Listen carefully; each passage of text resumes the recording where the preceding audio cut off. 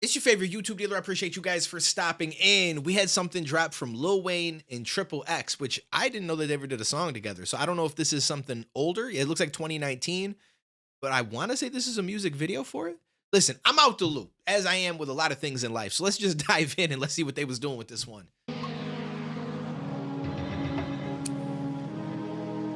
Rest in peace to Triple X, by the way.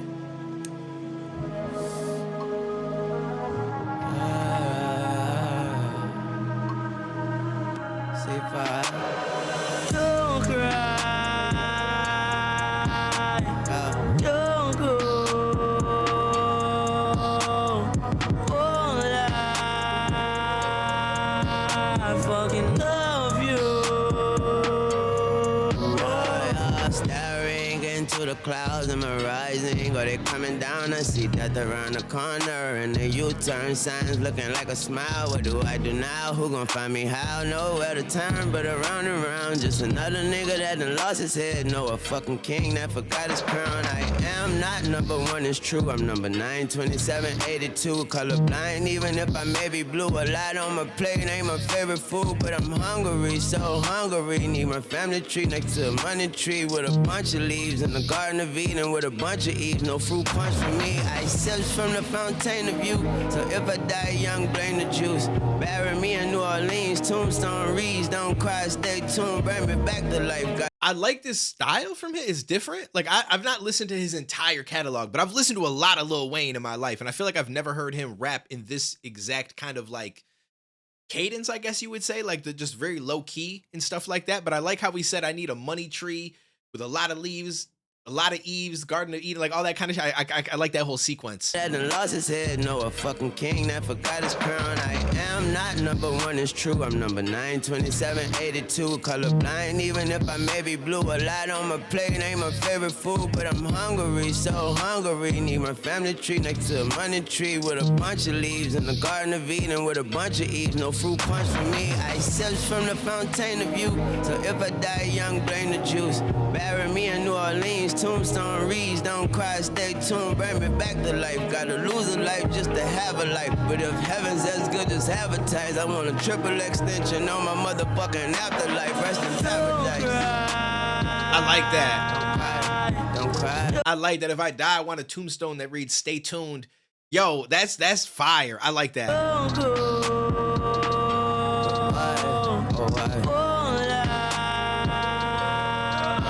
I fucking love you. Don't cry. Don't go.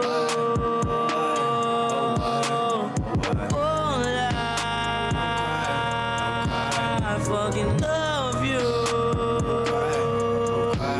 Talent is God-given, be grateful. Fame is not a given. Be humble and conceited, self-driven. Drive carefully, stay in your own lane. See buckling, sometimes when there is no music, we toot our own horns. Bum, bum, bum, bum. That woman carried the future, and Tunchi was born like da-da-da-da-da. Don't call it a comeback. It was dark, now the sun back. Hit me hard, but I punched back. The wheels fell off, I wrote the hubcap. Is it suicide or is do or die? It's new days and it's blue skies. I told myself it's just you and I. Then the breeze came and it blew my mind. Lord knows who I'm there for. I give my last breath to effort. Mama tell me to be careful. Voice in my head, give me an earful. But I Hold up, I like that. Did he say I give my last breath to effort? die. It's new days and it's blue skies. I told myself it's just you and I. Then the breeze came and it blew my mind. Lord knows who I'm there for. I give my last breath to effort.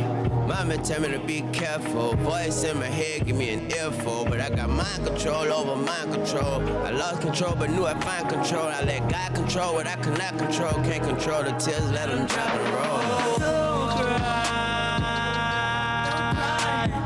I was curious if we were going to get a Triple X verse, which, I mean, obviously a lot of you guys have probably already heard this. This is the first time I'm hearing it, so I thought we might, but it looks like he may just be on the hook, and I feel like he kills the hook, though. Like, the hook actually hits really, really hard. I've not heard this style from Lil Wayne all that much. Like, I know that he's done he's done a lot of different types of songs, so I wouldn't say I haven't heard anything that's kind of in line with this, but this specific style of delivery and stuff, this is the first time that I've ever really heard that from him myself. And funny enough, I actually just saw on Twitter, there was somebody debating I think Joe Budden made a comment saying that his mixtape run was better than Lil Wayne's mixtape run. And I would have to disagree. I feel like Lil Wayne's was probably better than Joe Budden's, but I will say that I think Joe Budden gets underrated and slept on so much because he made a podcast, stopped rapping, and he has a lot of takes that piss people off.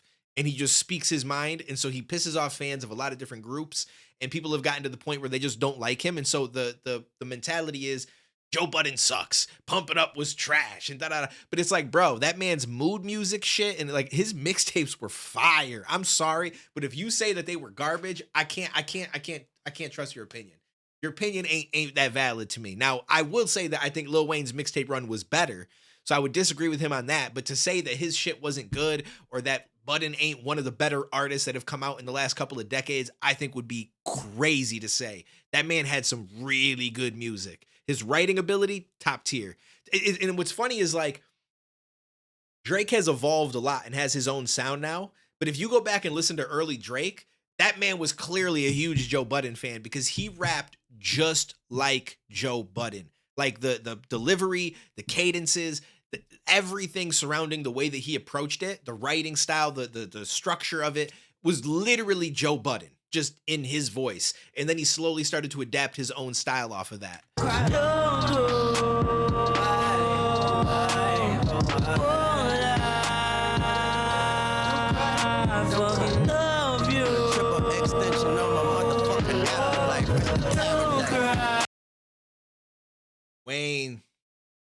Wayne. Bro, look at this poorly rolled blunt. Bro, I'm telling you right now, these artists, they need to start using these millions of dollars they have and start hiring people that can roll some legit blunts for them. That is a filthy, filthy looking blunt. That shit look horrible. I'm sorry. It smokes. I'm sure you're going to get high. But as someone who I smoked way too much throughout my life. Not to say that I've smoked as much as Lil Wayne, because having money, obviously you have the ability to smoke way more. But this man does not know how to roll no blunts. I'm telling you right now. I feel like listen, hire me, bro. Send me the you know what I mean? Like, let's work this out because you need some better L's in your life. I promise you it will change your entire perspective on smoking. That weak shit, that ain't doing much for you. It's just not. You're using way more weed than is necessary to get the same high that you can get, if not worse, because that shit, nah, bro.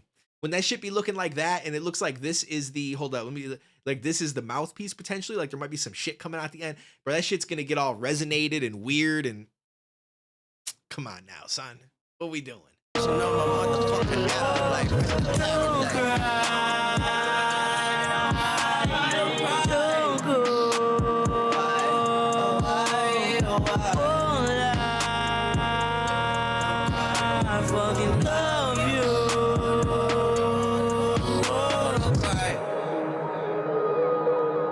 It's a dope little collaboration though. XXX did his thing on the hook.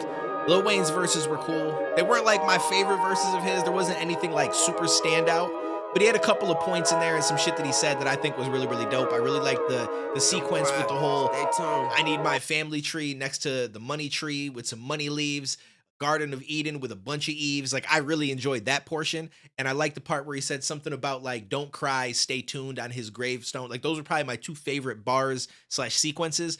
Outside of that, it was cool. It wasn't nothing crazy, nothing to run home and write about, but I enjoyed it. I thought it was a pretty dope collaboration. It's too bad that we lost XXX. Rest in peace to him. I feel like it's sad because it would have been cool to see like how he grew and evolved as an artist over the years, being as young as he was. Same thing with Juice WRLD, Mac Miller, like a lot of these guys that died at such a young age. And I feel like, give them another decade, we probably would have got completely different evolved versions of them. And it's sad that we'll never get to see what that actually would be. This video was crazy though. I like the video. It's very simple, but it added enough to keep you engaged with it. On a XXXTentacion on my motherfucking afterlife, rest in paradise.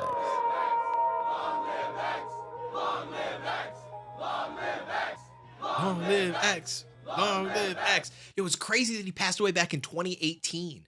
I hadn't really listened to his music. Unfortunately, I didn't hear much of him until after he passed. I didn't hear much of Juice WRLD until after he passed. Even Mac Miller, because he was around and popular at a time when I wasn't listening to a lot of music. So he had passed, and then I kind of went and listened to some of his stuff. I had heard some from him, but not much. So yeah, it's crazy though, 2018, because I remember like it happening and being talked about and shit. And it doesn't feel like it was that long ago, but time be flying, man. It's crazy.